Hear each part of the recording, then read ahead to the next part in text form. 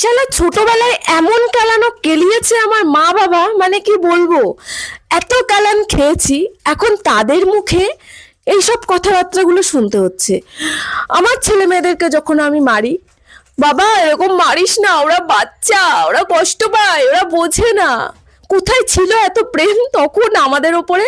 এইটুকু যদি 1% মানে দয়া, মায়া মমতা যদি আমাদের উপর থাকতো, তবে বোধহয় একটুখানি খুশি হতাম।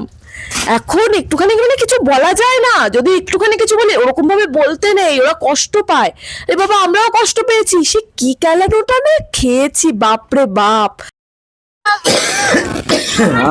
আমি সোনারে মারি তাই?